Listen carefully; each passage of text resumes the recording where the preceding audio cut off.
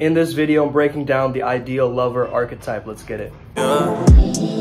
I'm inspired. I'm inspired. Hey there guys, how's it going? My name is Sumedh Chatterjee from the Flow Zone Academy, and I'm a flow state coach, which means that I help you feel better and perform better. In this video today, I'm breaking down the archetype of the ideal lover in Robert Greene's book, The Art of Seduction, okay? I just want to start off by saying in every video I should have this disclaimer that this is my own interpretation of these archetypes, okay? I've read the portion and now I'm filtering it through my own lens and what I see the ideal lover to be. The ideal lover has been carried on throughout generations. We see that Prince Charming on Disney. We see the eloquent gentleman opening the door, right? We know that traditional love, like that romance and that ability for you to be a better person, right? So this person is really, really persuasive in getting you to see what your ideal is, okay? They're the ideal lover because they're almost like a mirror to your best self. So they might be more patient than you. They might be more bold than you. You get attracted by those qualities in them that you wish to possess yourself. So you think by hanging around the ideal lover, you're gonna get that trait by proxy, in a sense, right? Really important to understand, if you're playing the ideal lover role, you're going to have to really, really pay attention to detail, okay? Attention to detail, articulate, meticulous. These are words that I would use to describe the ideal lover. They really look after themselves and they portray themselves in the best light possible, right? So patient attentiveness is the most important and attractive quality that they possess. Rudolph Valentino is the example that they gave in the book, where he would take his time with everything. You know, he had this aesthetic persona. You really want to focus on your aesthetics here, right? Your looks, the way that you carry yourself is really important for the ideal lover, because they're playing into the ideal fantasy of the woman, essentially. They are bringing to life the woman's fantasy through their embodiment. This sense of ambiguity is important. So if you're a woman playing the ideal lover, you want to carry a bit of sensuality with your spirituality as well, okay? The combination of high and low is really, really powerful for the ideal lover. I would almost say they're the integrated lover. Now, of course, another example was like John F. Kennedy. They said he had a Camelot aura after his presidency, right? I see the ideal lover in a lot of those old movies, like, you know, like the whole Humphrey Bogart, like, type of vibe, Casablanca, you know, like Casanova, all of these great seducers. I guess the modern example would be like Ryan Gosling from Crazy Stupid Love, but even then he's not really I would say he plays more of a rakish character in that at first, but then he transforms into the ideal lover, which is an interesting dichotomy. Your power will make them feel limitless, right? The woman you're seducing, or let's say the man you're seducing, we can use both genders in this. I'm not really attached to that.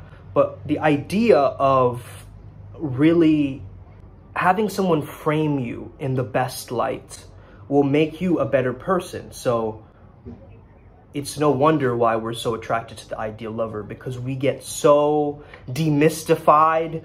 We stop believing in magic. We stop believing in fairy tales, right?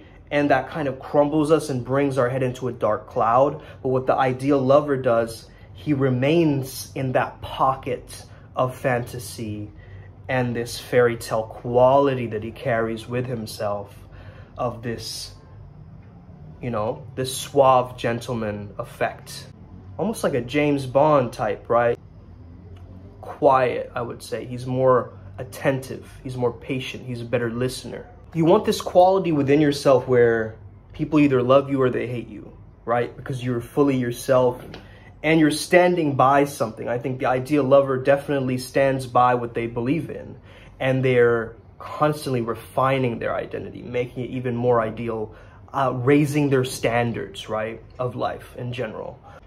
To truly be able to love this quality, you have to love love itself. You have to love the poetry of aesthetic and beauty and pleasure and love and romance. You have to love, you have to actually enjoy that experience. It's very difficult to play the ideal lover in a modern world because romance has been kind of crumbled, right? Because of these hookup apps and things like this. In the modern culture, everything is very, you know, one night stand based rather than the long seduction game of the ideal lover, which is much more of an aesthetic experience. It's you know, seduction takes time, man. You know what I mean? It's not like this quick thing like, yo, let's go, let's get into it, right? That's kind of a rush of pheromones and chemistry and something else, right? But this is more of a maneuvering of that delayed gratification. And I think that if you were to play this role to the utmost ability, you would actually be able to calibrate to your surroundings. Be this portrait painter, right? In a sense, is that's what the imagery is described as. The symbol is the portrait painter. Under his eye, all of your physical imperfections disappear. She doesn't know she's beautiful, right? He brings out noble qualities in you, frames you in a myth, makes you godlike, immortalizes you. For his ability to create such fantasies, he is rewarded with great power. Okay, so again, he stays in that pocket. He's like the, let me paint you like one of your French girls, right? That ability to have that meticulous detail and that, you know, that aesthetic charm of, you know, I know who I am. I know what I want. I'm going to generate my life like a fantasy, like a romance novel, and I'm going to live it to the fullest, baby. That's the ideal lover archetype, right? It's a very suave, like he builds up the crescendos. He plays the long game, right? And once you're able to really enjoy this role, you're going to be unstoppable with this because not a lot of men are playing this role nowadays. So if you tap into this market niche, this gap, right, and you totally play it up, I fully believe that there's going to be a lot of rewards waiting for you. Let's get it today, Upward Spiral Gang. May you never be the same again. Boom.